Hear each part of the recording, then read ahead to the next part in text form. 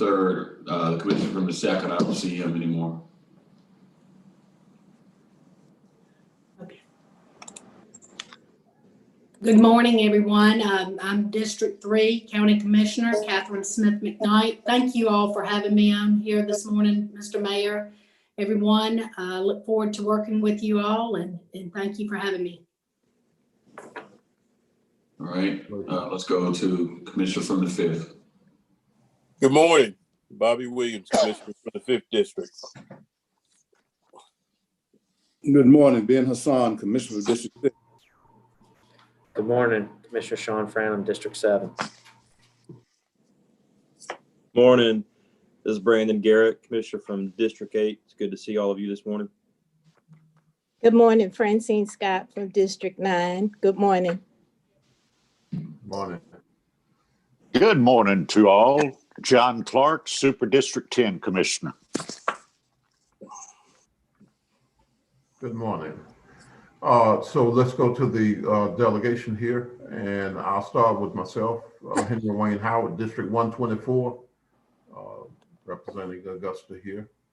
And if my colleagues could just chime in as quickly as possible. Okay, Hey, good morning, everyone. Go ahead.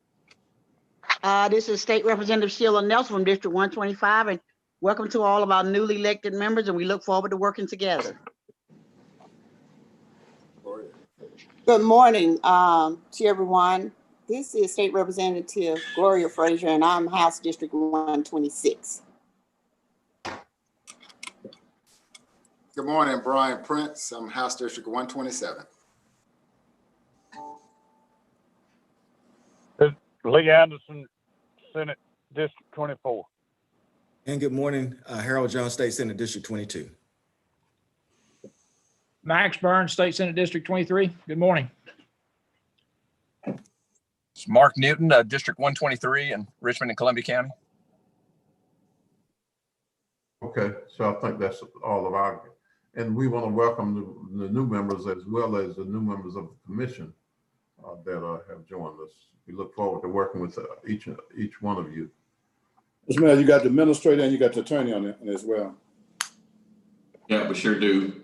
And I was going to come to them. I think everyone has had an opportunity to meet our legislative clerk, but Ms. Bonner, for those that may not know you. Hey, Lena. Good morning. All right, Administrator. Odie Donald, new administrator for Augusta, Richmond County. Excited to be here and participate on the call in support of our commission. And attorney.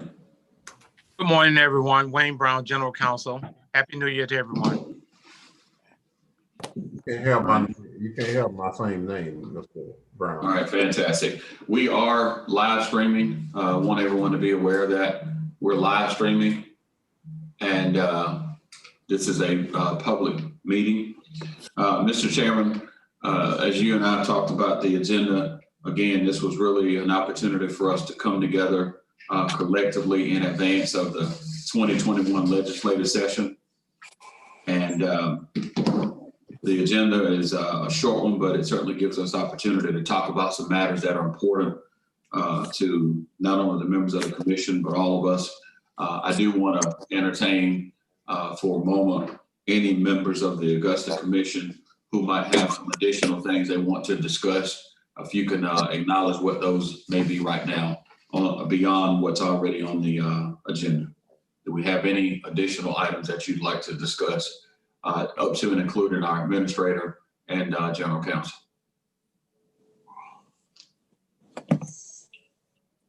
Mr. Mayor. Yes, sir. Commissioner from the 5th, Mayor Pro Tem. Was the agenda sent out? Yes. Okay. I don't. It was, Mayor Pro Tem, it was sent out this morning, maybe about 30 minutes ago. Okay. I'll look for it. Mayor Davis. All right, Administrator Donald. Yeah, I know, I'll just highlight really quickly. I know you're talking about key legislative topics, redistricting, state support of the Savannah Bluff Lock and Dam, as well as a blue ribbon panel to review Augusta government and then the Augusta Judicial Circuit. In addition to that, I think we do need to have a brief conversation to ensure that some of the things that local governments benefited from in the last session, which include keeping control of short-term rentals and those design standards, which was a hot topic at the General Assembly, stay at top of mind for our group here, but then also even start talking about how we would potentially at the state level, if there's going to be talk about it, what our position might be in relation to the portal that they've been proposing for short-term rental regulations, and just the fact that cities would want to ensure that those taxes are collected and redistributed if there's any potential power that is taken away from local governments. We want to ensure that there would be some type of portal that remitted fees that we're not currently able to collect. And so that might be a topic to have with our legislative delegation. I concur with that, Administrator Donald. Along with the agenda items, we sent out anticipated issues in the 2021 General Assembly session, which includes the ones that you talked about around preemption and short-term rental regulations. I think one of interest for us also is the new portal around alcohol licensing that we just saw as well, that is being worked on. So to the members of the General Assembly, those are things that are of keen interest to us. That's out there as well. Mr. Mayor. And I think that goes back to House Bill 879, if I'm not mistaken. All right, Chairman Howard. Yes, sir. I'd like for that same recommendation to our delegation, because the agenda was sent out sort of at late notice. If there's anything that they would like to add.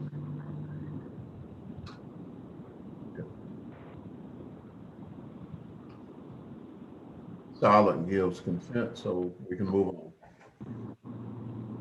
Okay. All right. All right, Chairman Howard, then we'll let you take it away from the standpoint of just giving us a broad overview, you and the members of the delegation, of what you're anticipating.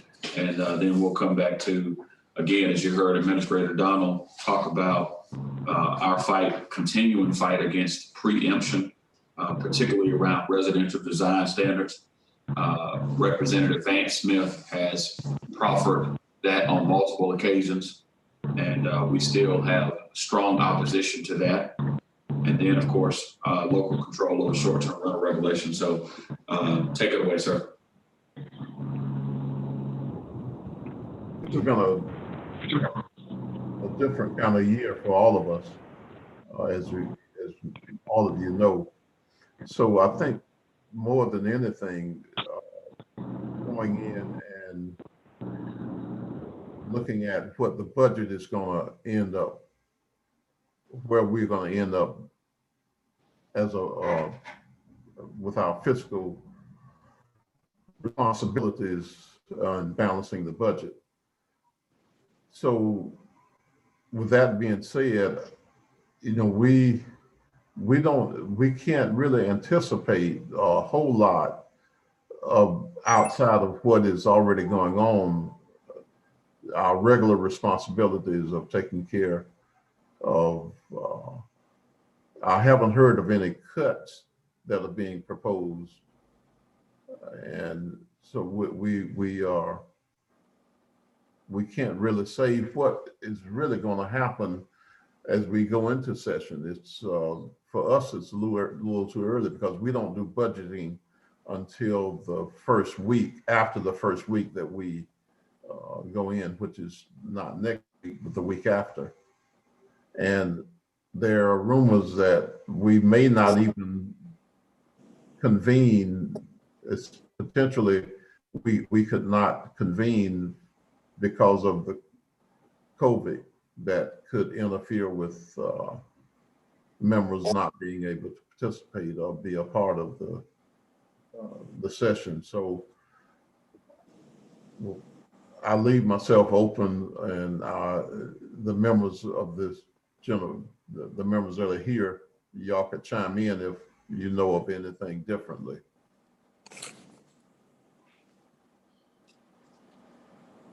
Well, I would just like to say that we do not have any legislative updates as it relates to 2021 and the budget.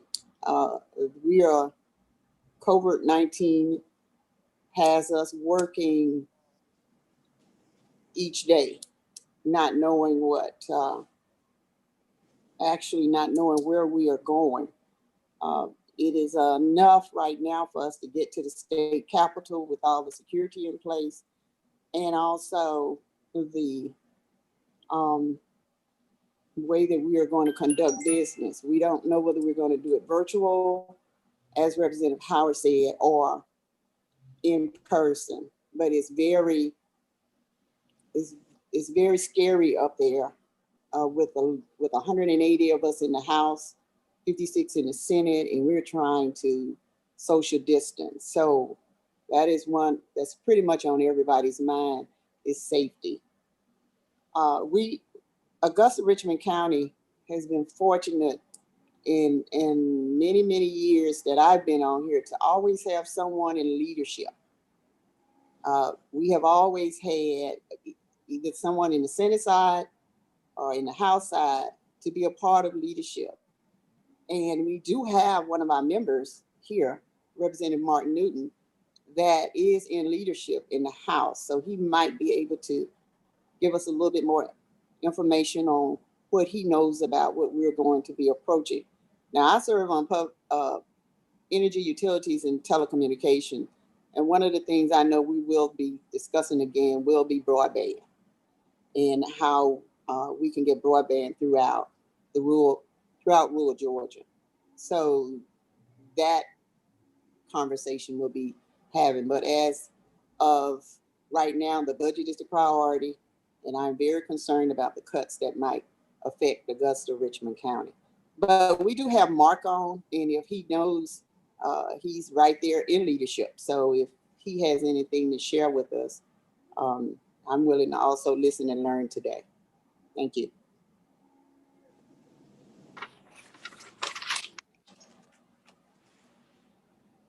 Thank you, Representative Fraser. So why don't we do this? Let's go back to what we had at the top. To the members of the Augusta Commission, you have a document that was sent out from our friends at GMA, and they shared this with all of the legislators as well. Item 1, once again, when they come back into session, is the continuing fight against state level preemption. I mentioned the issues around residential design standards. We talked about it here locally last year. And you're all familiar with that, or at least those of you who didn't just come on board are familiar with it. The issue around local control of short-term rental regulations and taxation. Administrator Donald, he can lean in a little bit more on that for our delegation of how important that is to us.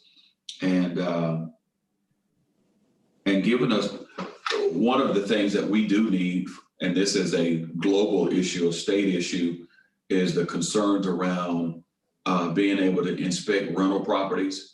What we've seen from a global pandemic standpoint is that at the local level, we've done everything we can to put a moratorium on evictions.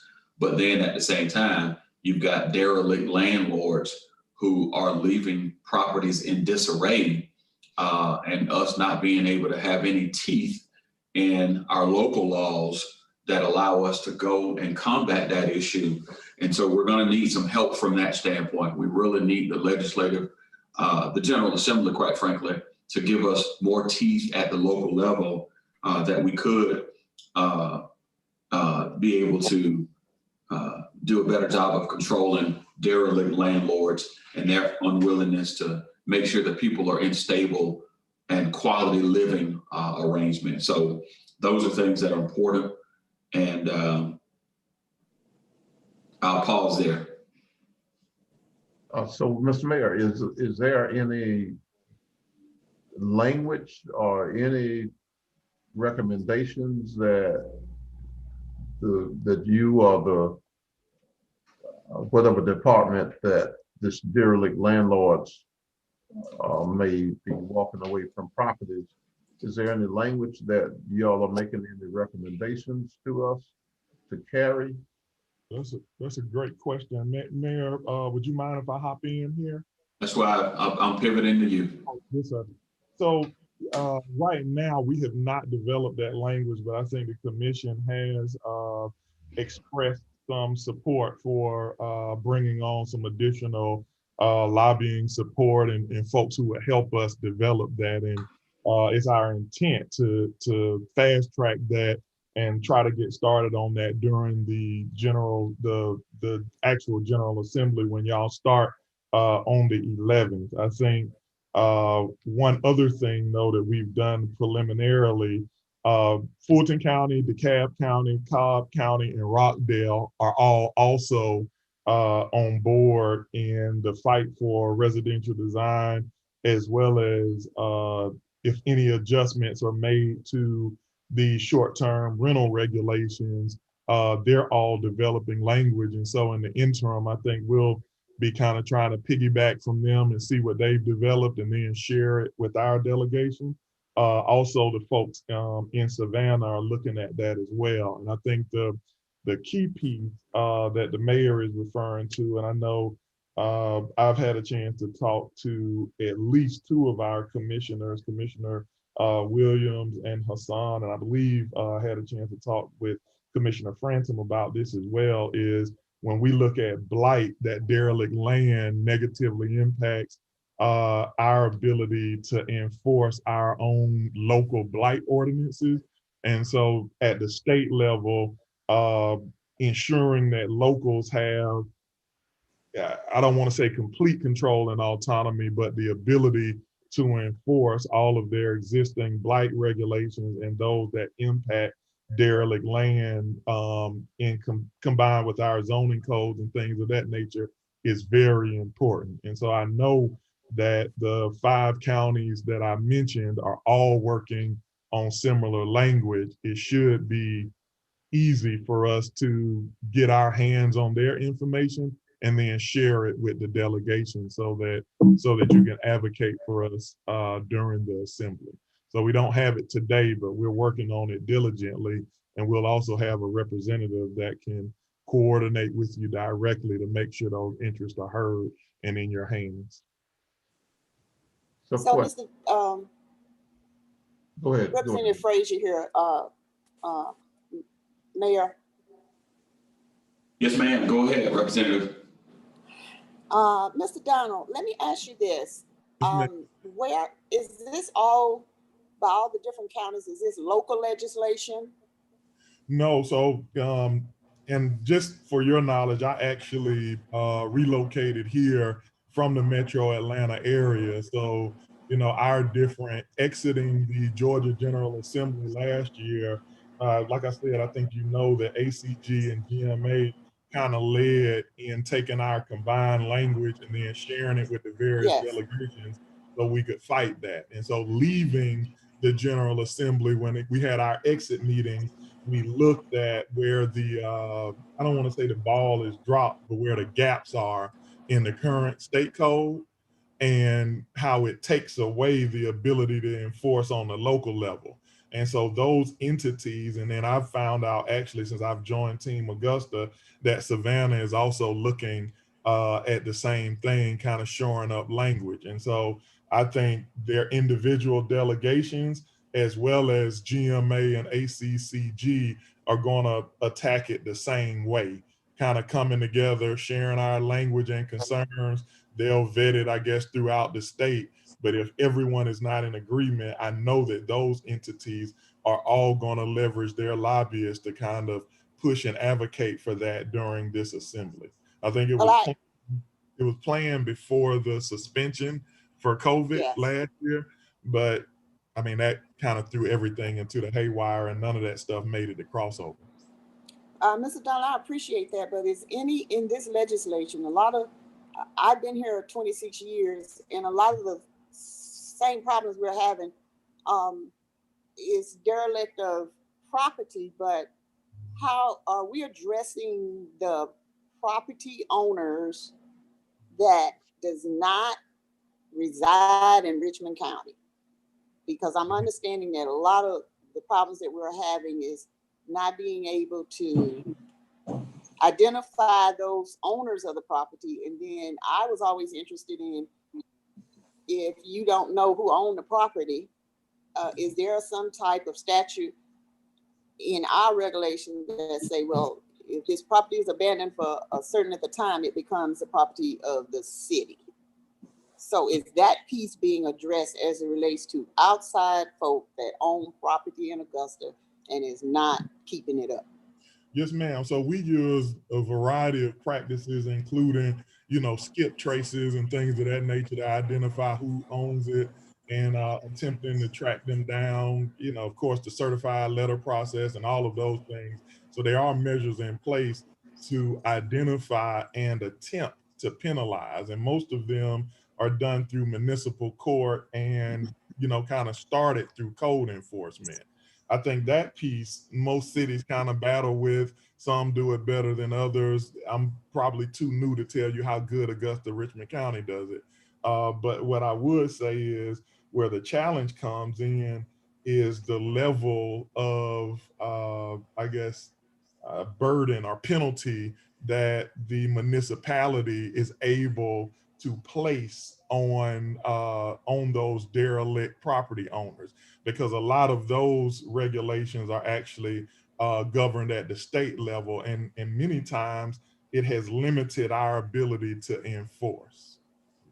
Mr. Mayor. Mr. Mayor, let me go ahead. Yeah, let me go to the commissioner from the 6th and then the 5th, Mayor Pro Tem. Thank you, Mr. Mayor.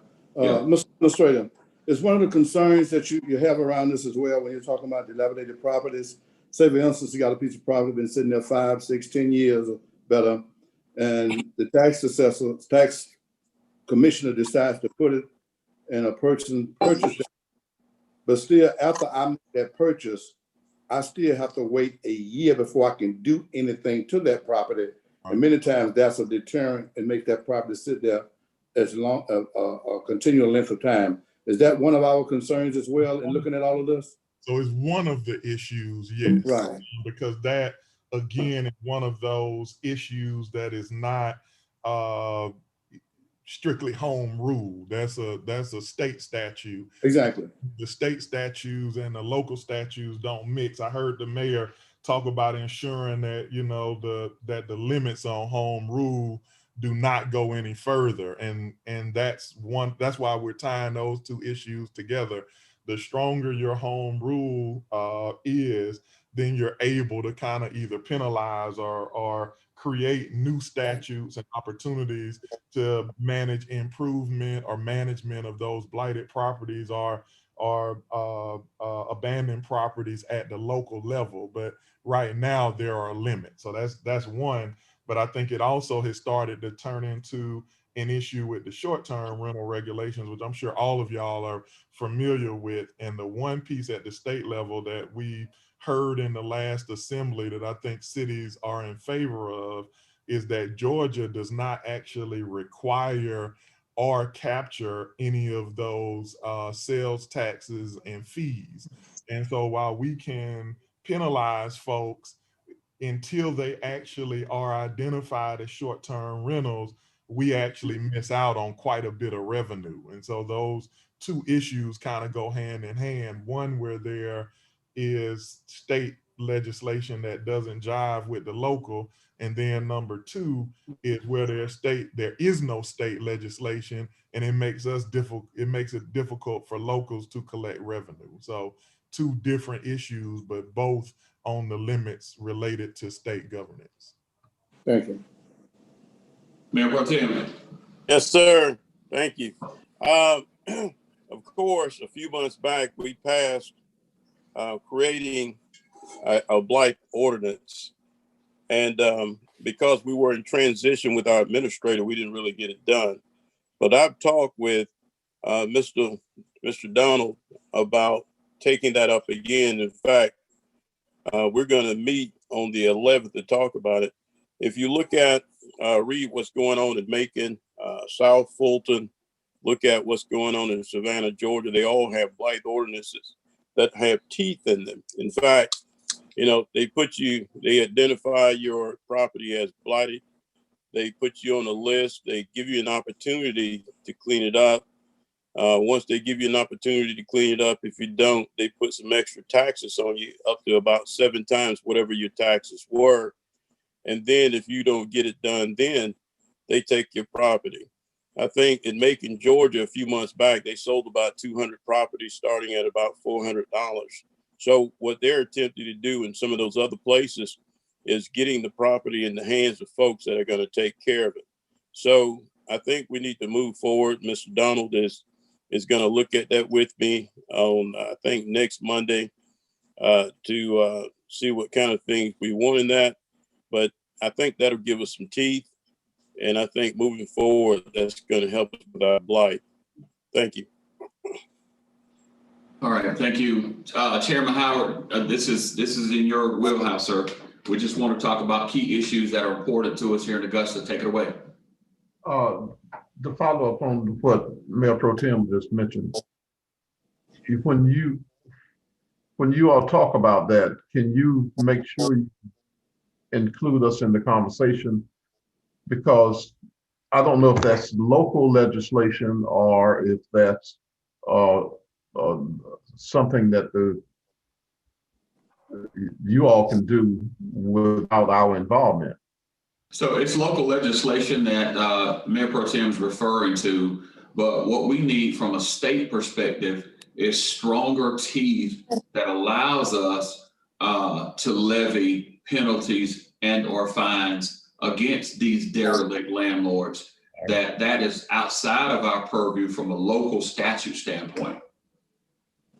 All right, so I'll be looking to hear from you all to give us the language, and that we'll know how to approach it from there. Administrator Donald, you want to add anything to that? And if you would you bring your microphone up just a little bit? We're hard to hear from you, sir. Yes, sir. I'm sorry about that. Yes, we'll definitely do that. I'll make sure that all of the information is brought forward. What I'll also do is actually, while we're talking, I'll forward to the clerk of the commission kind of the format that we've used to relay that information and the type of language that we include, that I have included in bills in previous localities, so that both the commission could see it, but also the delegation can say, hey, this works for us, and we could utilize this type of package to advocate for what y'all are asking for. So I'll make sure I'll dig some of that stuff up out of my email and send it while we're all having this conversation. And Madam Clerk, I'll just forward it to you because I don't have everybody's contact info.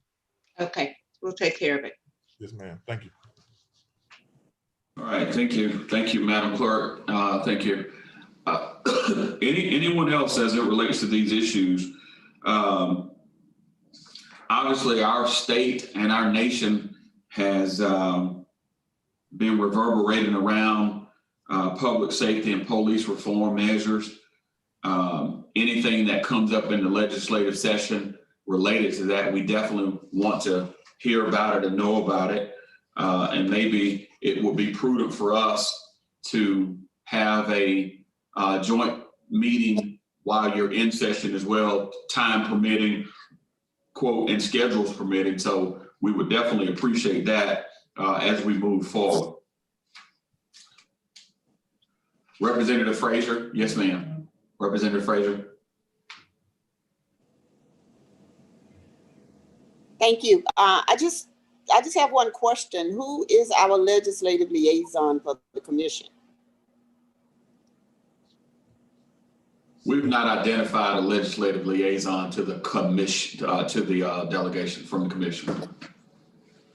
And I ask that because normally when we're in session, I am calling you when issues come up. And I know that's okay, but it would be a little bit more. When I can't get a hold of you, I need to be able to get a hold of someone that can relate whatever the issue might be coming up, because a lot of times we are not aware of legislation until it hits the floor.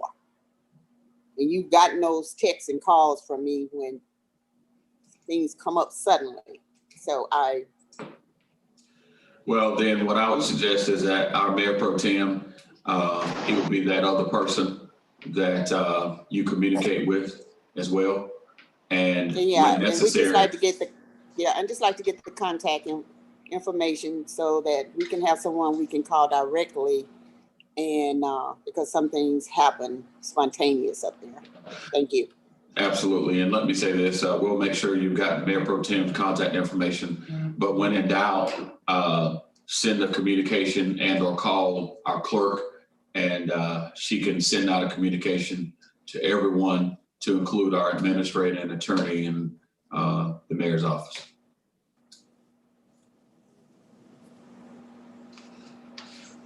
All right, let's, we know that time is of the essence. Can you all talk to us about the redistricting process? I know we've got most of all of our members of the delegation on the call here. Mr. Chairman, redistricting is going to be front and center in 2021. I think you, Representative Frazier, and myself are probably the only ones who have been through that, and now we get a chance to do it again. Yes, and you're correct. I think you and I kind of screened that and determined that there was only 3 of us that have come through redistricting from the last, in 2012, I think is when it was completed. But to sort of give some of the new members on here an idea of how this redistricting process works, we'll be taking it up in this session when we go back. And again, you know, the session is how it's going to function. We can't really, none of us can really say, but say if we were to go back and not start until March, until after everybody can get a shot, or April or May, you know, we don't know. But say if the session starts late, you know, we'll officially start Monday because constitutionally we have to get sworn in on Monday. So when we start the process of redistricting, there will be a redistricting committee, reapportionment committee is what it's called. Randy Nix is the chairman of that committee, and Randy has been there. He was assigned that position several years ago, and now it's about to come to fruition where it's going to be a functioning committee. The first steps for redistricting is going to be the congressional districts across the state, which would be for the Congress in Washington D.C. Though that will be the first group of redistricting measures that we will take on as a General Assembly. Second would be our own districts, meaning the House and state districts for House members and state Senate seats. And more than likely, we should complete those 2 phases during this session. And if I recall, and Representative Frazier, you can chime in on this because you were here. If I remember correctly, we did not get into the redistricting of our commission and Board of Education until the second term after the redistricting process started, which means that if that's going to happen the same way this time, we won't start redrawing lines for our commission and Board of Education until next year, which will be 2022. So the process is slow moving, but it, you know, well, I won't say it's slow, but there's a time, if the timeline goes the same way it went last 10 years ago, that's the way it was on. I was on the committee at that particular time, and I'll tell you what, it could be a drooling process, but it's something that we have to do based on the population growth here. Commissioner Hassan. Yes, sir. Between yourself and the mayor, I think the attorney as well here. As a municipality, would the local government have the authority to do their own local redistricting? Well, we normally, the way it went the last time, and and I'm only offering to you what happened the last time on last redistricting.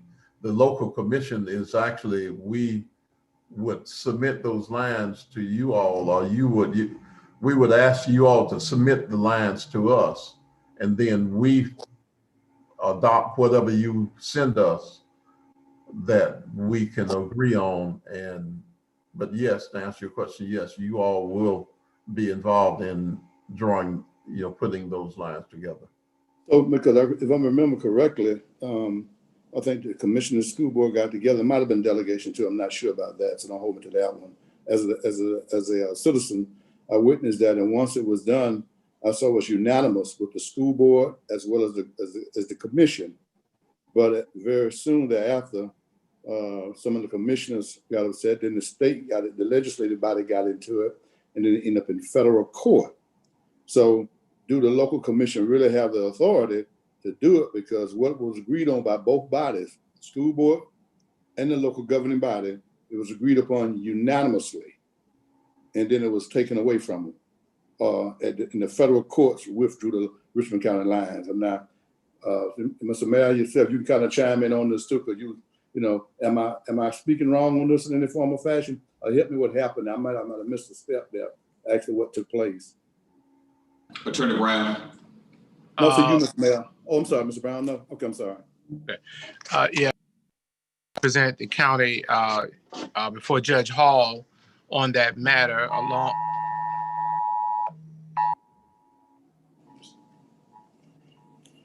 along with Amber Alert. along with school board attorney.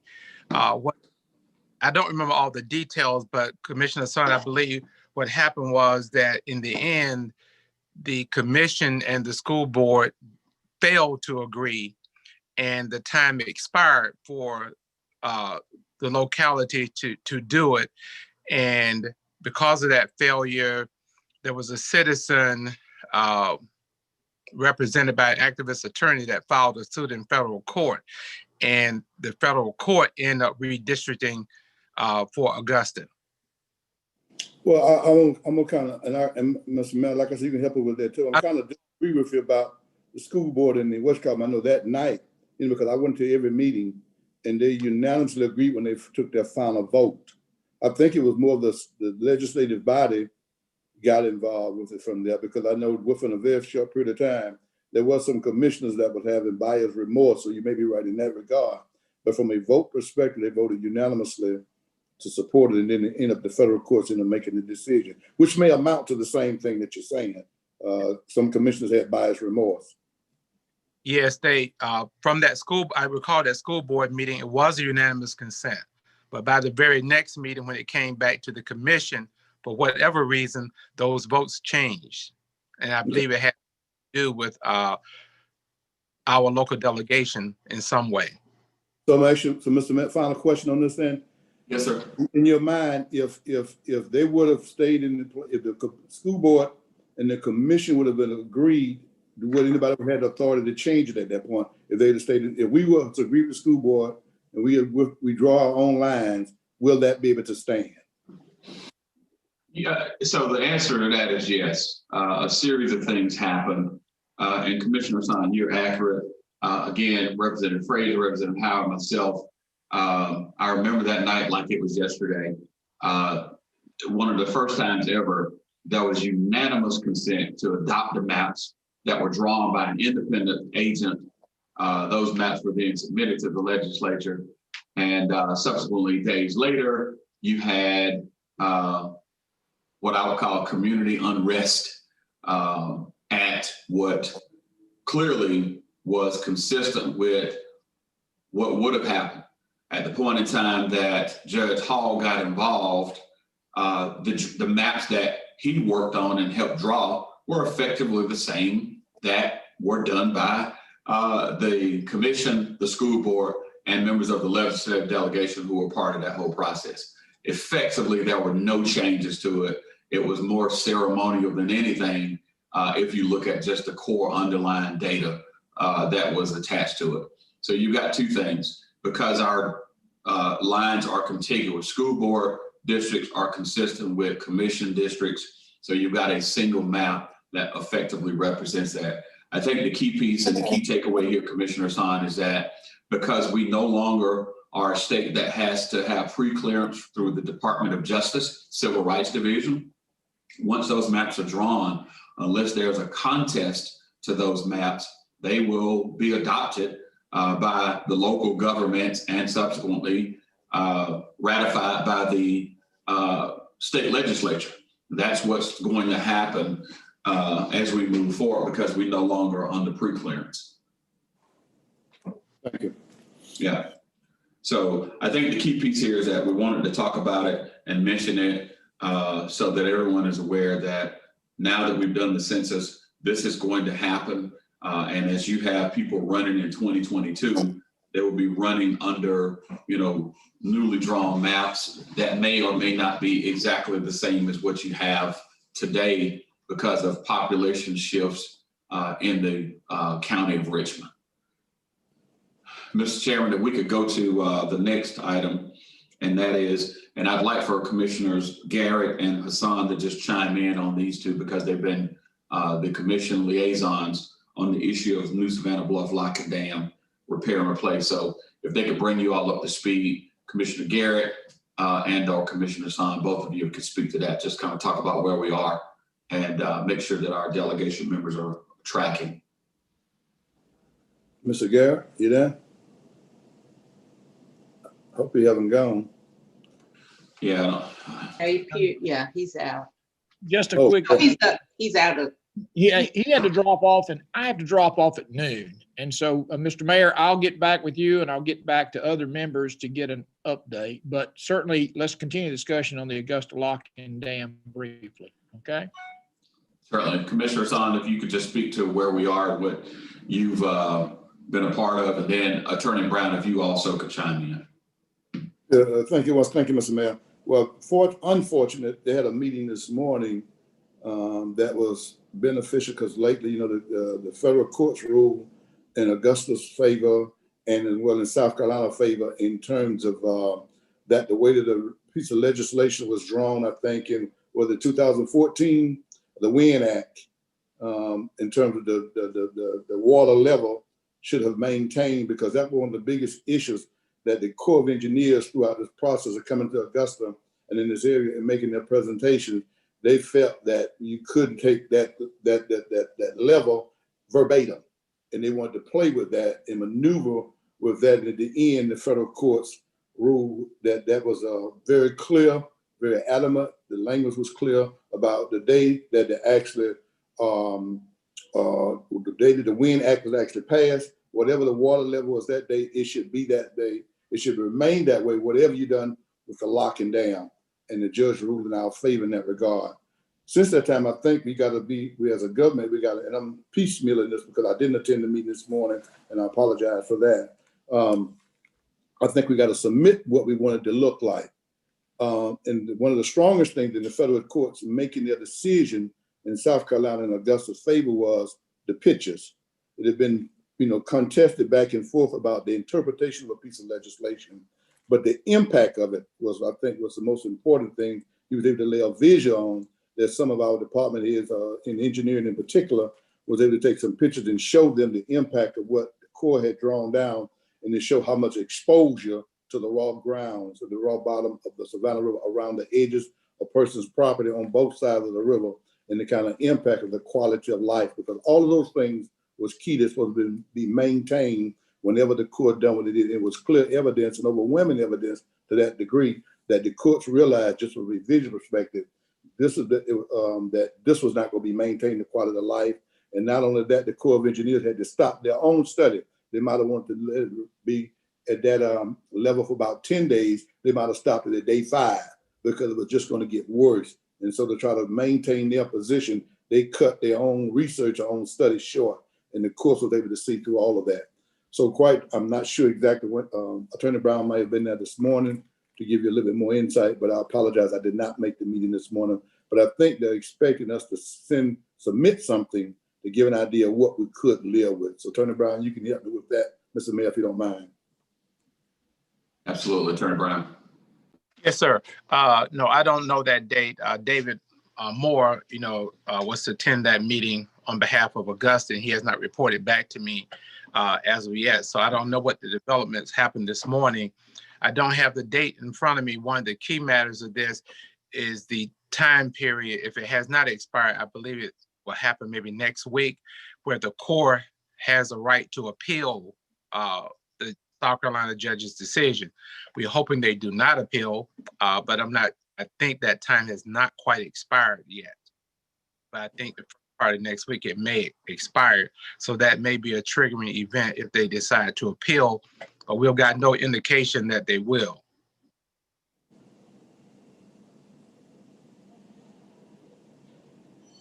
Any questions from our delegation? Yes, one question comes to my mind is, so is this mainly for us, because I can appreciate you all letting us know, because I don't think we've been to the table on this. I know Senator Stone may have been involved somewhere along the way. Mr. Mayor, I got one thing there, I'm sorry. Go ahead, sir. Yeah, we're gonna need to get Senator Austin involved with this at this point, because Senator Perdue was supposed to have been the senator on this side of on the Georgia side that was actively involved. Of course, Rick Allen and others weighed in it, but the working relationship from a Senate perspective was Senator Lindsey Graham and Senator Perdue. Senator Perdue got into it within the last couple of months. It was not, you heard very little for early on in this conversation. So now we need to try to get Senator Ossoff involved in this conversation. Mr. Brown, no, and Mr. Mayor. Yeah, I agree with you 100%. Absolutely. So what is it that, is there any request from the state or anything that we're making right now, or just information that we? Well, I mean, if we're making a request, I think the request is simply this, that the legislature has been very good at supporting SHEP, the Savannah Harbor Expansion Project, and they funded that and continue to do so. And at any point in time that there's a discussion about additional state revenue to stand up SHEP, then I would urge our delegation to look for a way to include Augusta in that, even if it's for O&M dollars for the existing New Savannah Bluff Lock and Dam. Do understand that the permanent injunction also transfers the property that we've all known as the Lock and Dam Park over to the city of Augusta. So there's some substantial maintenance that needs to be done out there. So anytime you've got an opportunity to secure state resources to help us with that, that would be very, very good for the city of Augusta.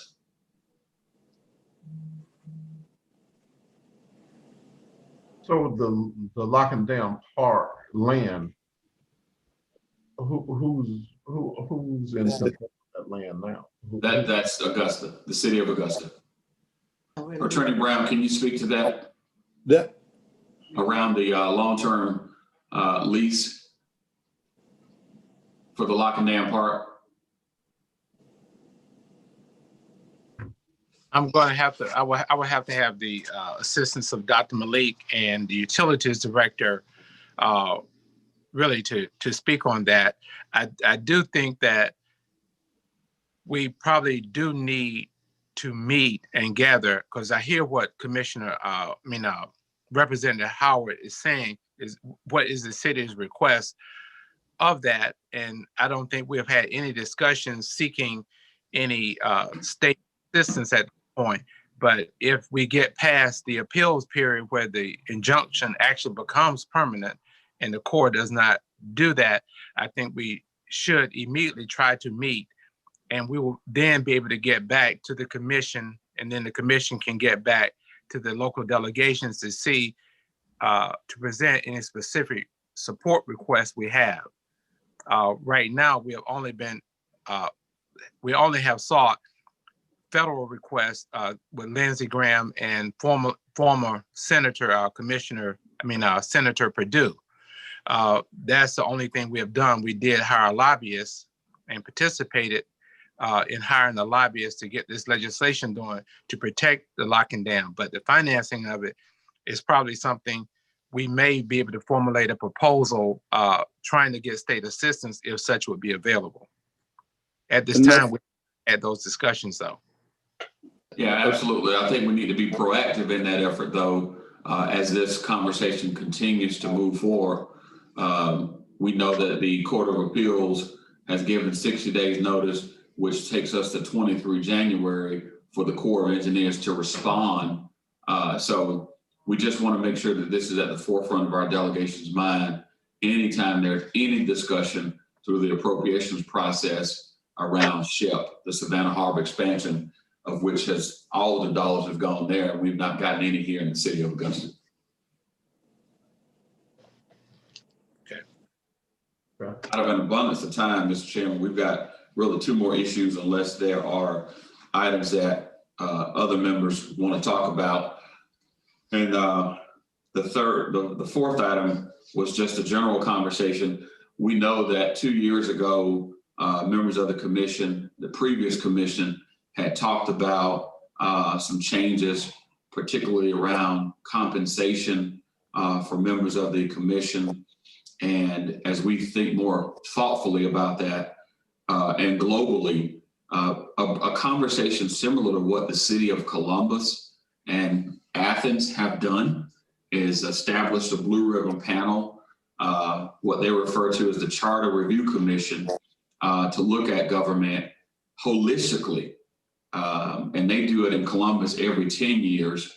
Wanted to just pose that as we're thinking about any changes, whether those are compensation, to do it very holistically and not be narrow focused around just compensation, but other things that may make us a little bit more efficient and effective as well. So that was just a general idea around that, and wanted to pose that to the delegation. I'm sure we would welcome that. It would give us, I'm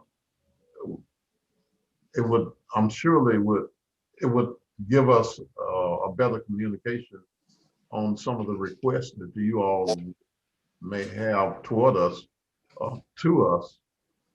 So we would welcome that, unless, well, I'm saying that the other members that are on here, if you have any comments about that, speak now. Mr. Chairman, before we go on, I see Commissioner Hassan's hand, but I saw Mark Newton, Representative Mark Newton. He had his hand up earlier and I missed him. Representative Newton. Thank you, Mr. Mayor. I think you got, y'all covered a lot of it. I know, Mr. O'Donnell, it's good to hear from you about the blight and keeping local control going. I know with this, that's certainly an area we do get some, you mentioned ACCG and GMA. I did want to ask if you can put a kind of a thumbtack in it. Were there areas that addressed affordable housing? Because that's something that has been looked at to make sure we don't neglect that at a state level, but certainly local control for blight is crucial. Kind of a follow-up question was HB 302, the one that might have taken away some local control, was what you needed just to do no harm kind of thing, not do something that takes away, or because you mentioned Macon and some other places had some good ordinances already that were stronger than maybe what we have in the greater Augusta area. I guess, so somewhere down the line, if you don't mind, if we can go back and address that, and it goes over a little bit into the current topic of the panel about just the whole employment and compensation on a city county-wide basis. I think we can certainly look at a panel or something that could address that. But those were just a couple of questions I had maybe left over, and I don't necessarily need an answer right this minute on the call. I know due to time, but at some point we could follow up on that. I'd appreciate it. And he's right, Mayor. It is 302. There was House Bill 302, I believe, and it was more of a do no harm when it comes. So they decided to not move forward with those pieces of legislation in the initial biennial session, and so that worked out very well for locals. But that legislation was brought back, and it did not cross over in the last General Assembly based on the pandemic. We all fully expect it to come forward again, and the hope is that it's not only pushed down, but there's also, any additional legislation that gives teeth to localities versus these things that take it away. So yes, sir, you hit that nail on the head. I would just agree with Representative Frazier and Howard that if you can keep up with us and keep us in the loop on what you'd like to have in one of those bills and what you'd like to make sure, we can't guarantee we'll always be all on the same sheet of music, but we certainly don't want it to be for lack of knowing what our community needs or our local elected leaders of the community needs. So I want to make sure I'm responsive to that. Thank you, Representative Newton. We appreciate that. And I think, again, our goal is to make sure that you all have this information in real time as we're thinking through what our policy proposals are for 2021. All right, Commissioner Hassan, I'm coming back to you, sir. Thank you, sir, Mr. Mayor. Mr. Mayor, on this blue ribbon panel, based on, I think our home rule is still strong enough to do what we need to do. I don't oppose. I think this is a pretty good idea, but I think it's something that we ought to start internally and try to identify exactly what are we looking for. It don't mean that we're going to may not be the best at the end of the day, but what concerns us, what we think needs to be strengthened, and then you can bring whatever that entity looks like together, or maybe something that we can agree upon and do it ourselves, because the home rule allows us to do that. So I don't think, and that's no offense to our peers in terms on the state level, but it's probably something that we can start this conversation internally and see exactly what are we looking for, if there are potential changes to be made, whatever those changes look like. I think there's enough strength in the home rule that gives authority that we can do those things. Mr. Mayor, do you think that's possible that could work? Yeah, I don't disagree with you, Commissioner Hassan. I think that there needs to be a mechanism in place long-term. When you look at what has happened, at least over the last 6 years, we've taken a piecemeal approach to trying to address things as they just come up or as someone approaches us. And they've largely been around just salary issues. But when you think about some of the more broader things, this community has not since '96 been engaged in a more deliberate conversation about any potential changes and what that might look like if they took those to voters for approval or rejection. That's all this piece is about. Having a mechanism in place to, on a regular basis, look at that, to engage the broader community in thoughtful conversation about our city, to make sure that it's built to last and sustainable in a more efficient and effective way. And again, I don't disagree that there are some things that we certainly can look at internally, but wanted to make this a much broader conversation in terms of how we do it, using the model of what has happened in Columbus and in Athens, two governments that actually model their charter off of Augusta's consolidation. Yeah, well, Mr. Mayor, with that being said, I don't mind if we don't, the second quarter of this year that we started an internal conversation, try to see exactly what are some of our own internal suggestions and things like that. And we need the delegation. I mean, obviously they're local citizens. They want to weigh in on, especially from where they sit. I mean, I wouldn't blame them. But let's try to see exactly what we're looking for. As a matter of fact, by that time, the session may be out and we can sit down and just do a review and things that, and see some of the other changes that some of those governments who did do those things from where they start to where they are. But I appreciate that we start in-house so we can exactly, but I hate to lose control of what we think we got control over. You know, we don't have control. That just means we just alike, Mr. Mayor, in that regard. So, you know, if we want to start this conversation second quarter internally, I think it'd be a great idea. Okay. All right, thank you. And then that brings us to our final item, and that is the Augusta Judicial Circuit.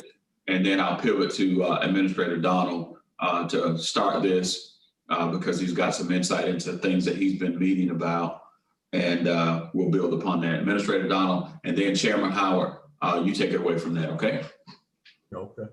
Yes, sir, Mayor. Actually, so today at 2:30, I'll have what will be my third or fourth meeting with Columbia County regarding the break from the judicial circuit, just being a new person trying to find out their rationale, whether it's something that they definitely are required or want to do, or if there's some room for them not to do it. And so for our legislative delegation, I think the posture that has currently been put in place is that the Tri-County Judicial Circuit, Columbia County believes that their level of service, control, and ability to serve their citizens through an independent judicial system makes more sense to them, is what the public posture has been. After we've talked in our first two meetings, one with the county manager, and then the second with the county manager and his staff.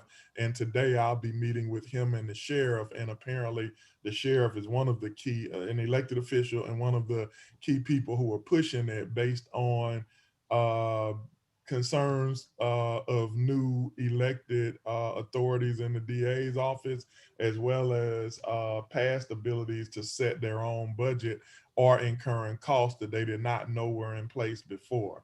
After our initial conversations, they actually were friendly to potentially postponing this action for about 18 months or until the next legislative session, if we could come to some type of an agreement, which we'll discuss today what their needs and desires are.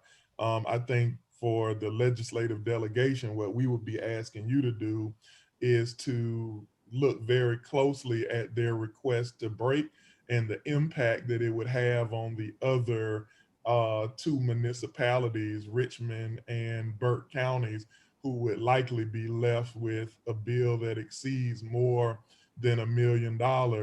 And there has the legislation as proposed, and I'm not a lawyer, I've just looked at it twice, but it does not take into account undue hardships on that results in undue hardships for the citizens, not just the municipalities, whether it be level of service, access to judges, change in how different judges from various municipalities would serve, as well as just the total cost of citizens related to the bill for up to 6 new staff members. And so as you look at these things and consider them, we want you to make sure that it's not just from a Columbia County perspective, but all 3 municipalities and the impact on our broader citizens.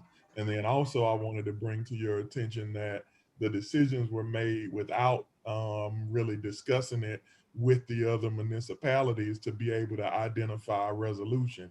And so we would like to have that type of opportunity as well. So in advance of me even being able to bring this stuff back to our commission, I've started to have these conversations, but from a state level, we hope that you would advocate for the locals to kind of work those things and figure it out before any state activity was made, any state decision was made. Representative Howard, Mr. Chairman, Representative Frazier raised her hand, so let's get her in here and then come back to you, sir. Representative Frazier. Thank you, Mr. Mayor. Mr. Donald, I represent Burke County, and in the course of I think you said a couple of meetings that you've already had. Has Burke County been at the table? I've had a lot of conversation with Burke County, and they, with the chairwoman there, Miss Terry Lodge, and some of the commissioners, and they are still trying to understand why this circuit is being split, and then where and how much will it cost them to stay in Augusta Richmond County if the circuit is split. But this is a tri-county, and we need to have everybody at the table. So I appreciate you meeting with them for Augusta Richmond County, but is there any conversation with my other county who also needs to be at the table? Well, there will be. So just to give you a little bit of insight, I started on November 16th. So this stuff happened and I didn't know what was going on. And since it was created and started by Columbia County, I went directly to them to just get insight. And so there isn't any negotiation. I wouldn't move without my commission's approval to even start having, conversations of real substance. It's more so been, hey, what's going on here? What's the nuts and bolts of what you're trying to do? And then what is the historical problem from y'all's perspective? So I even know what to bring back to my commission, Burke County, or anyone else. And so there haven't been any key conversations just yet, because as a new guy, I'm just trying to figure out what's going on and what's happening. And so the information that I provided you is just what I know so far. And so today's conversation is, again, hey, you've given me this information. I've now followed up to find out A, B, C, and D. And so is there even an appetite before the session starts for you to be able to, or are you guys even willing to postpone this action? And so again, it's just recognizance, finding out what's happening and how we might be able to come to the table with as much information as possible. Because right now, and I'm only speaking from the administrative standpoint, all we know is that Columbia County is proposing to split without real information as to why, if there is another option, and what are the costs and next steps. And so I'm gathering that information right now among my other many duties. Well, I appreciate that, but we can really have a real discussion about this. A lot of us on this call know why Columbia County has decided all of a sudden to split. We know that. And so you get all your information together, because a proposed postponement might be what we need right now until we can make sure that I want to make sure that my other county does not have to go all the way to Ogeechee County to get the services that they need when they don't really have an option. They need to have an option. And we cannot have certain legislators or city administrators or other folks that are convincing them what is the best option for them. So that's where I am with this right now. And I have a serious concern about how this might end, especially. Understood. Yeah. Okay. Mr. Donald, thank you. And we appreciate you working with them. And I do agree that at some point, we need to make sure that Burke County is included in the conversation, because they are a part of the 3 tri-county circuit. What, from a legislative standpoint, I think what we have to be concerned with here is that if Columbia County is going to draft language, it would be a general bill, from what my understanding, that would come through the House and the Senate. Now, I'm not sure, are they telling you when they would like for this to go into effect?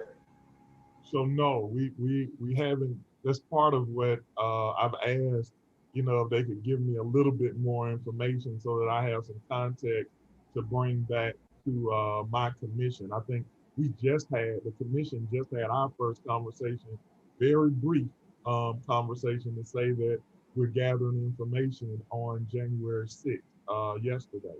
And so this is very early, very preliminary, and I would just again harp on the reason Burke County has not been included in the conversation is because Augusta has not taken a position publicly, talked about this publicly, or our commission has not had the opportunity to make a decision or direction one way or the other. So I'm simply gathering information to bring back, educate the commission. And then once we do, I'm certain they will instruct and direct me to move forward both with the legislative delegation and all other parties as they see fit and appropriate. But they have not had the opportunity to do that just yet. We had our first conversation yesterday, and they'll receive a more formal update as soon as I finish these meetings with Columbia County.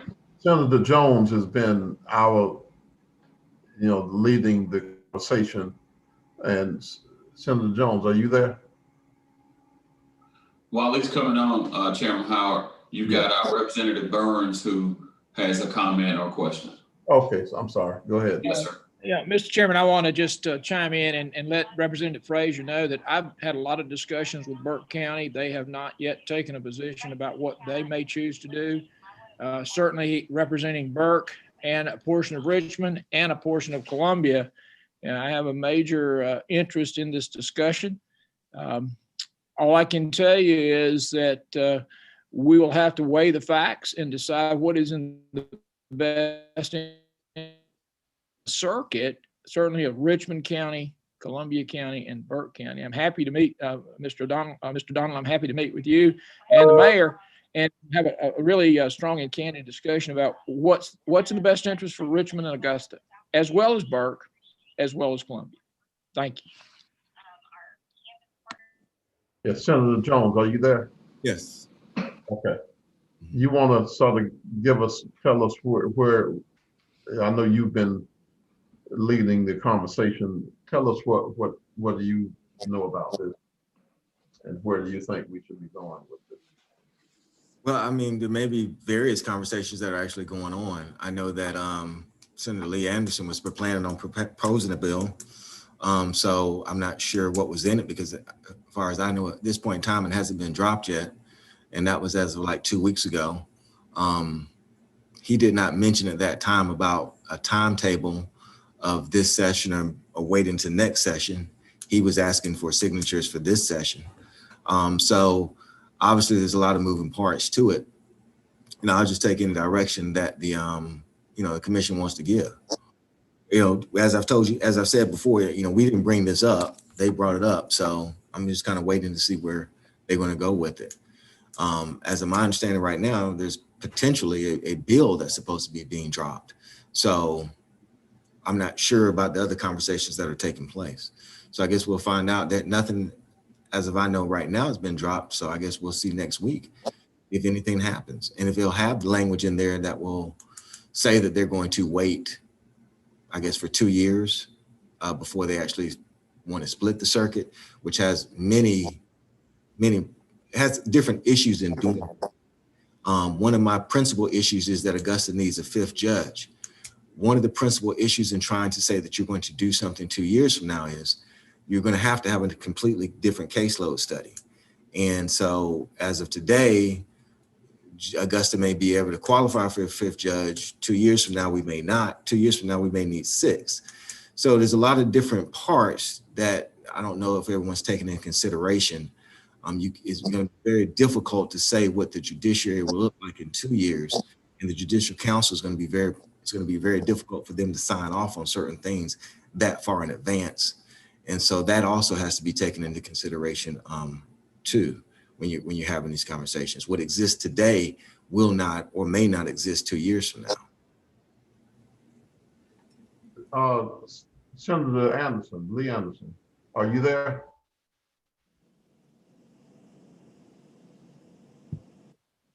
Mayor, why you bring Muted up if you're there. Can you unmute yourself?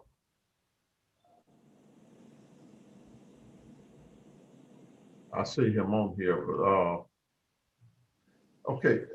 So, Mr. Donald, I guess the Chairman Howard, I Howard, think he's showing you up. got, okay, you got Senator Anderson, and then we're gonna come back to Representative Newton. You got Senator Anderson now. Go ahead, Senator Anderson.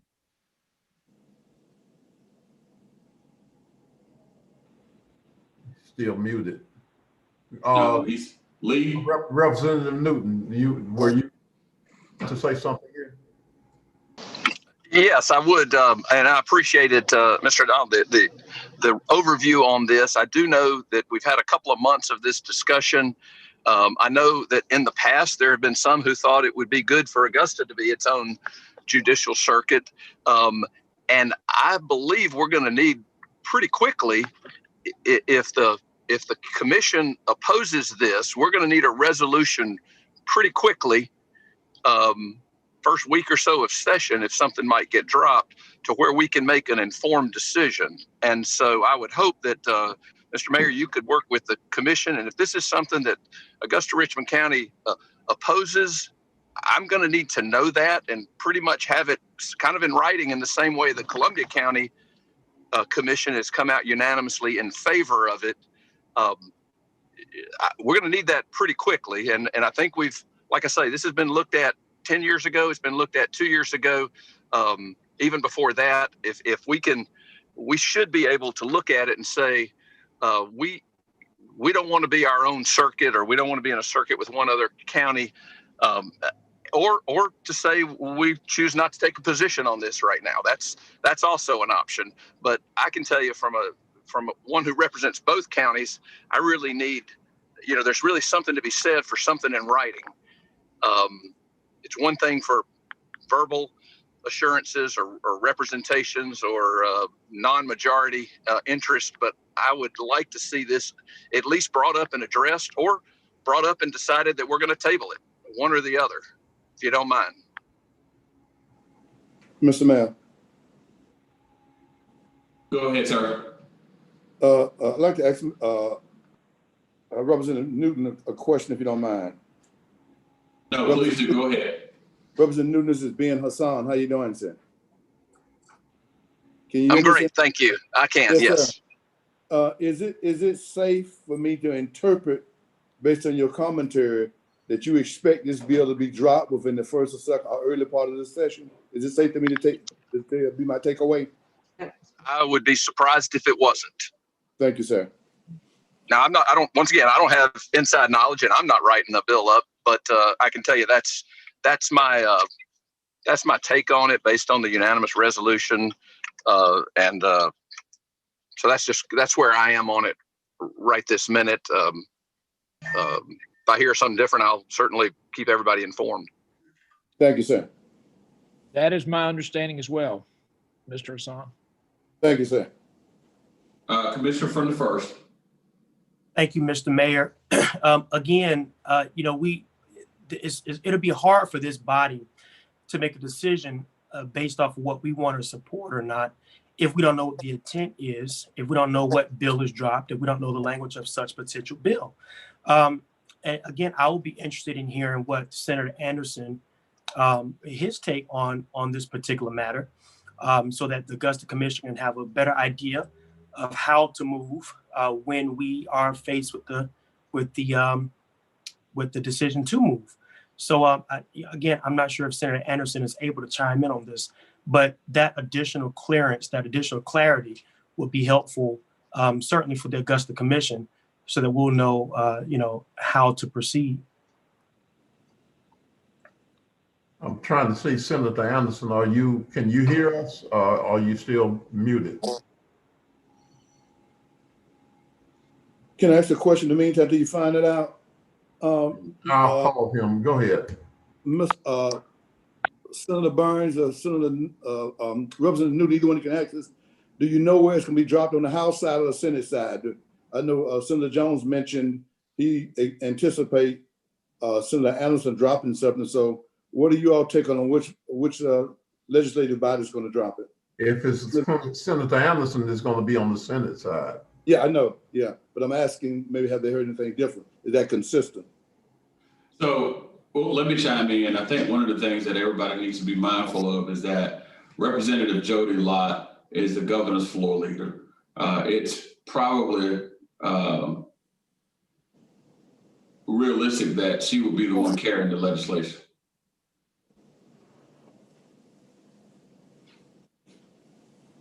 I would concur. If it originates in the Senate, it would be Senator Anderson. In the House, as Representative Newton says, it's likely would be Representative Lott. I have not seen any legislation.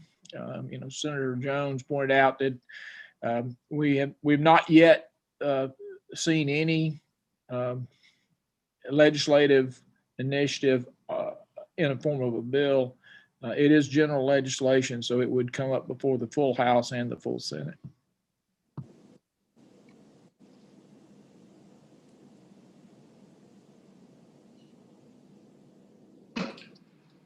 Commissioner from the first. Thank you, Mr. Mayor. I would hope, and maybe this is not the correct setting to propose this, but I would hope that this body, the Augusta Commission, would hold off on any type of decision making until we have opportunity to know what type of legislation will be pushed in regards to this move. Now, again, this may not be the setting to make that recommendation, but I would hope that we would have all of the information that we would need where this split is concerned before we move forward with any type of resolution, as the representative mentioned. May I comment on that? Yes, sir. Mr. Chairman, it's you. It's on you. So, Commissioner, one thing that happens in the legislature is that I don't think that Columbia County is going to drop legislation and allow the commission to review the legislation and then come back with their opinion. It's going to move fast once it's dropped. So whatever the commission is going to do, they will need to begin forming that their language or their feelings about that, as Representative Newton mentioned earlier, in the form of a resolution, whether you agree to the split, disagree, or you have no opinion at this time. So I think you've got to respond one way or the other, because once that legislation is dropped up there, it's going to have some feet up under it. And depending on how fast session moves, if session is delayed, then that could work to our benefit. But if session is not delayed, you won't have this opportunity, after that legislation is dropped. Mr. Chairman, thank you for that. I'm going to come to Representative Newton here in just a moment, but let me say this to the commission. The reality of it is we don't particularly care whether Representative Lott or Senator Anderson drops the legislation. What matters most, and I think the administrator started leaning into this, is that the complications of separating the judicial circuit some are known and some are unknown. It's not just a matter of Columbia County standing up their own judicial building and saying it's going to cost us this much per year for juvenile justice, for Superior Court, for Magistrate Court, for State Court. It's going to cost us. It's not as simple as that. You've got the issue of wraparound services, particularly when you're dealing with the juvenile side of it, around children in needs of services. So we need a complete assessment of what that is, because as we all know, Richmond County supports the judicial circuit from a general fund standpoint, and those numbers are going to change. And so we don't have a full assessment of what that's going to look like. So while it's prudent for us to draft a resolution for or against the splitting of the circuit, we need to be even more thoughtful about what we want the outcomes to be in terms of what that judicial circuit looks like. We need to do that, and we need to be proactive in that approach and not responding to whatever legislation is pre-filed, because what you're hearing is that you're not gonna get a chance to see that until you have a pre-filed bill. You can go to the legislative website and then look at a copy of it. But this is one community versus another community and what they want the outcomes to be. And so for those of us in Augusta, I think we need to have a clear picture of what we want the judicial outcomes in our community to be, and that's what our focus should be on. Let me go to Representative Newton. Representative Newton, it's on you. I was going to really concur with what Chairman Howard said regarding this, that it will, in the absence of a strong opposition, it's probably going to be a favorable outcome. I know we've been looking at this for at least a couple of months. I know there was an invitation to the Richmond County delegation when we had our Columbia County delegation. All of us, some of us that split between the two were at both. So this has been a discussion. I would hope that any information or any changes that Richmond County would like after looking at the resolution that Columbia County passed and the typical way these are done, it will move pretty quickly, likely. I think we have an opportunity to have some input into that as Richmond County, Augusta. That is a window that'll close, just like Chairman Howard said, that things move pretty quickly. We've got 40 days there. It's going to be pretty quick, and I hope that if there is information that people have been looking for that ever since this became a serious proposal a couple of months ago, and also looking for resolutions. But once again, I'm looking to the commission. If there's opposition, you're going to need to put it out in a formal written position pretty quickly for it to be able to be considered. So I mean, that's what I would commit to. Mr. Mayor. Mr. from the 6th. Thank you, Mr. Mayor. Mr. Mayor, I'd like to encourage the administrator, we have his meeting today, to give the commission an update ASAP, which could be as early as tomorrow. As we can see, this thing is growing legs as we speak. And I think that's to your point too, Mr. Mayor, in many ways to see exactly what our needs would be. And what some would say worst case scenario, some say best case scenario. So I think it's important that once you have a conversation with them, you need to inform us immediately. And so we can look at what we're dealing with. It looks like to Commissioner Marion Williams, the horse has already left the barn in many ways. And let's see where we are.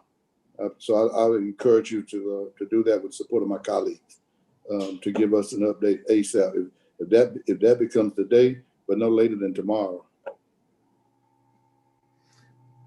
One other thing, I think it's been known publicly that Senator Jones and Mr. Administrator, you may already know this. One of the requests that he was had put in there is that we end up with a 5th judge, and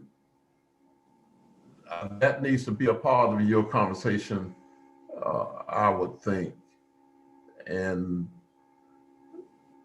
there are some other things on my mind. I don't know whether this is the place we want to talk about our thoughts or not. But if we're going to negotiate, are we going to just see? We can actually, the Augusta delegation can actually write a bill there ourselves. We can write a bill asking for the split and say what we want. So, but which would be a competitive bill, 2 competing bills. But as the mayor just mentioned earlier, one of the problems we're going to run into is that we're not a majority. It's going to be a general bill, and we're not a majority on that House floor. So we have to take those things into consideration as we are negotiating and trying to compromise on what's good for Augusta, Richmond County, as well as Burke County in this process. I would say if Mr. Administrator, if you are looking for information as to cost and what it's going to cost you, Augusta, Richmond County, I'll be willing to facilitate a phone call with you and the budget and research for the state, as well as the lead council. And Senator Jones, you be with Judicial Council. Maybe they can answer some of the fiscal questions that may arise. So, Mr. Chairman Howard, and certainly to our senator, our senior senator from the 22nd, as we approach this conversation, the city of Augusta would want to see the following. Number one, we want to see a fiscal note of what the impact is of the potential split of the judicial circuit. And since this is a tripartite conversation, that certainly includes whatever supplements are coming from Columbia, Richmond, and Burke. All of that would need to be a part of that fiscal note.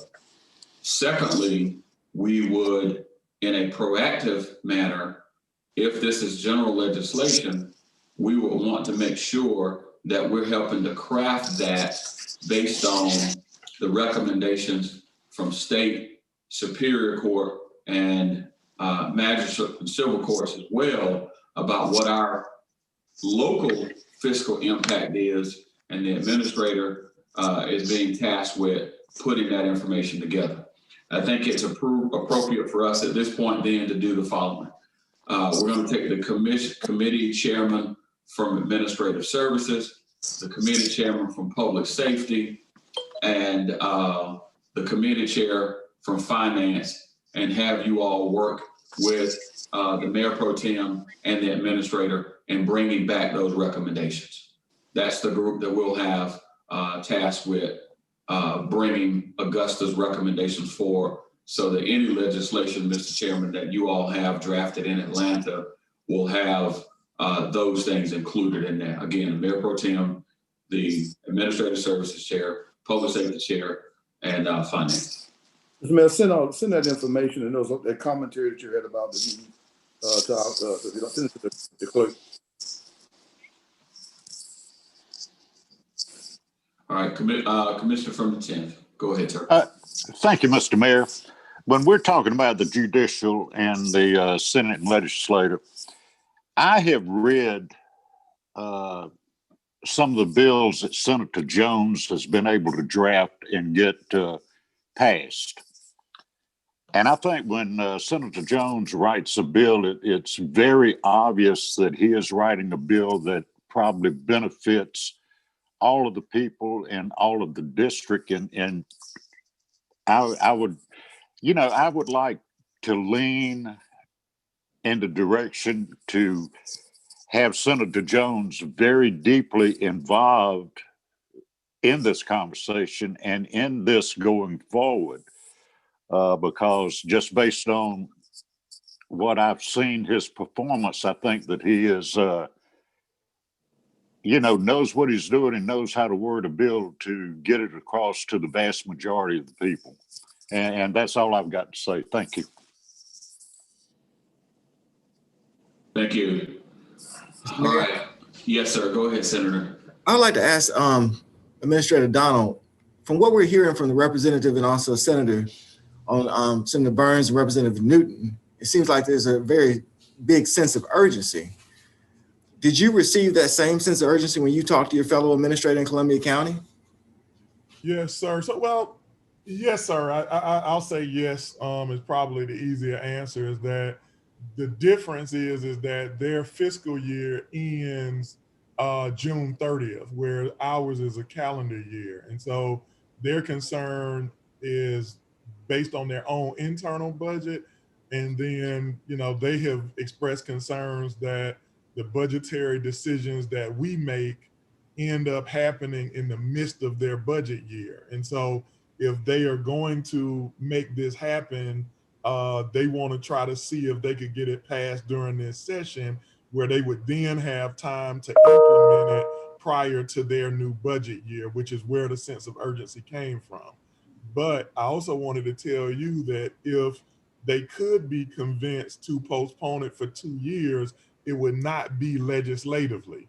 They would basically not enter in a bill in this biennial session and give us time to work it out as locals.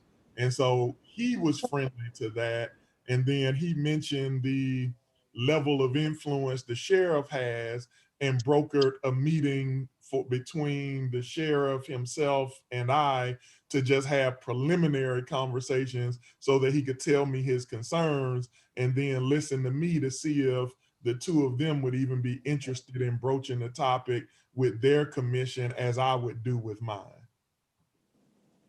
Is that clear? It does clear it up, and then makes me ask, if I can ask Senator Burns, is that something that you believe is out there as a possibility to wait to the next biannual session?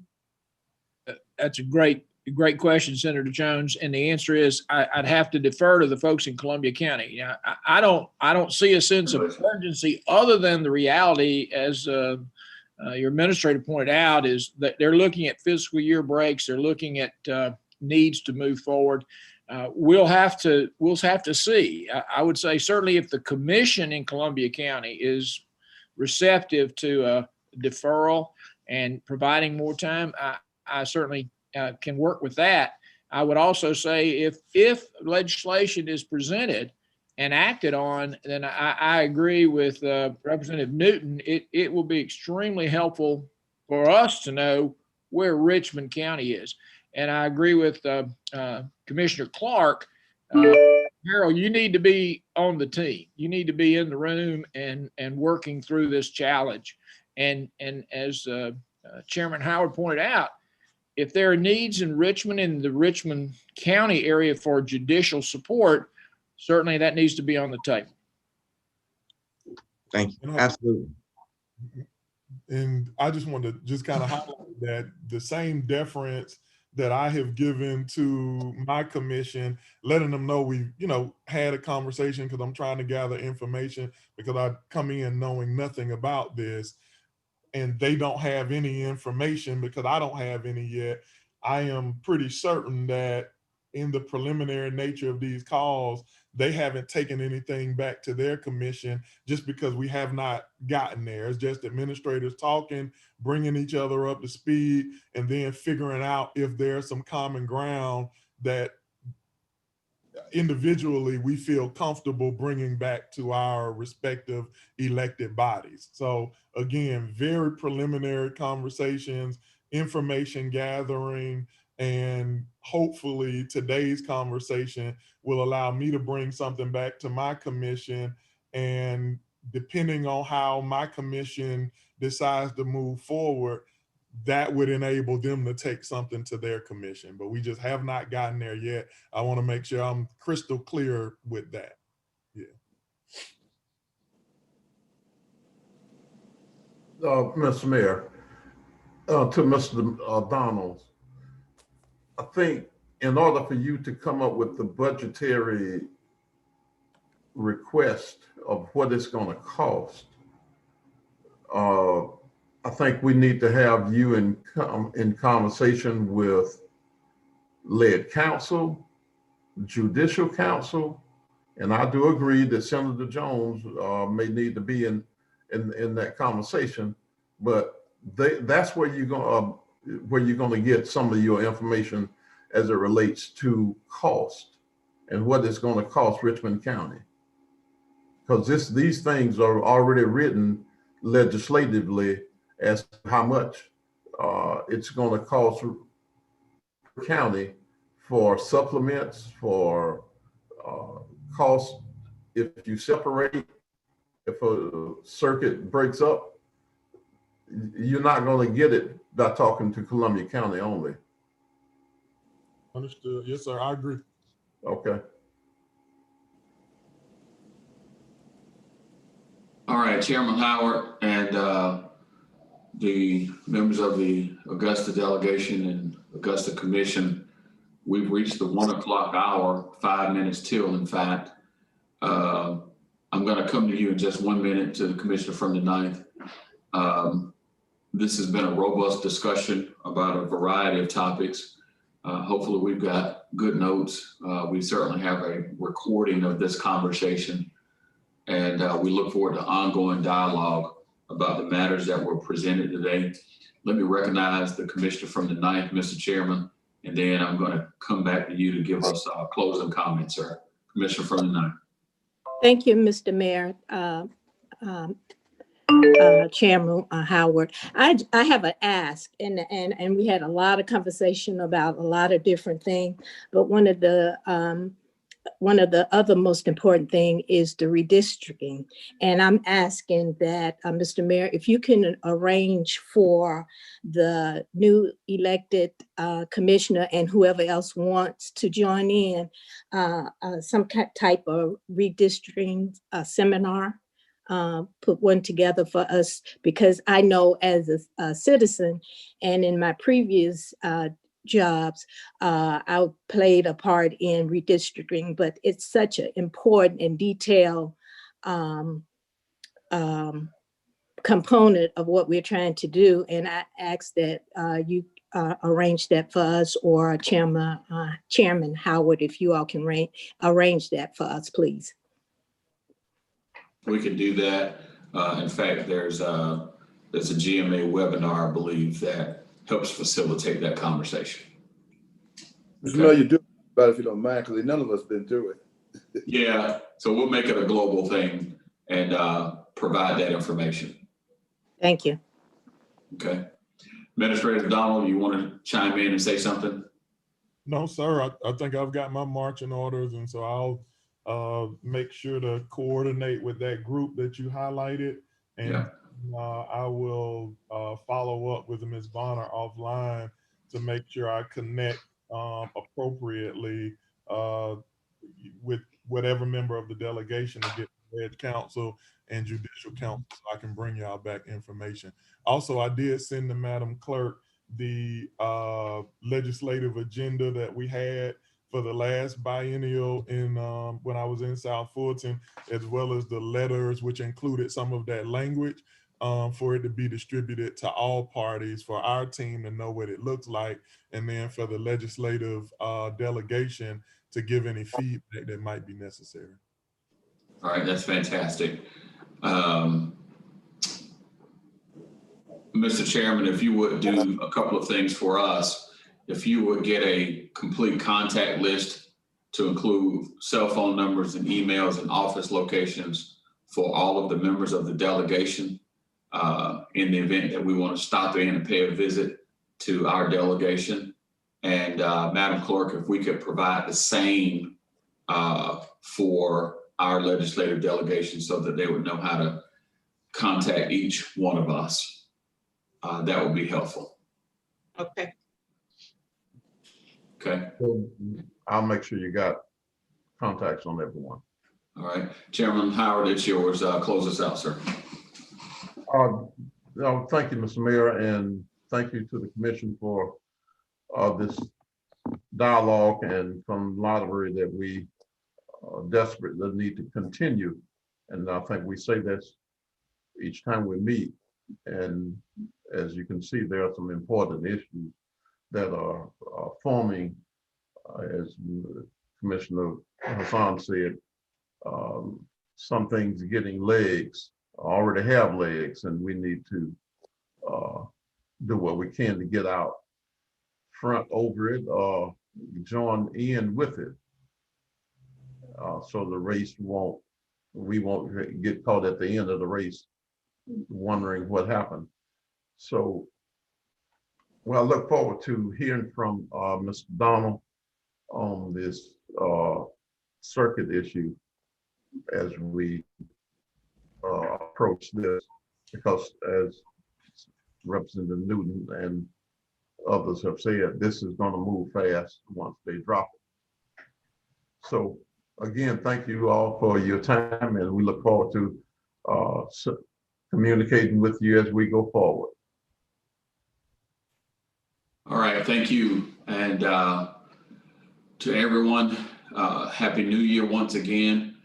Stay safe in the middle of all of the COVID challenges that we're having. And I look forward to continuing this conversation.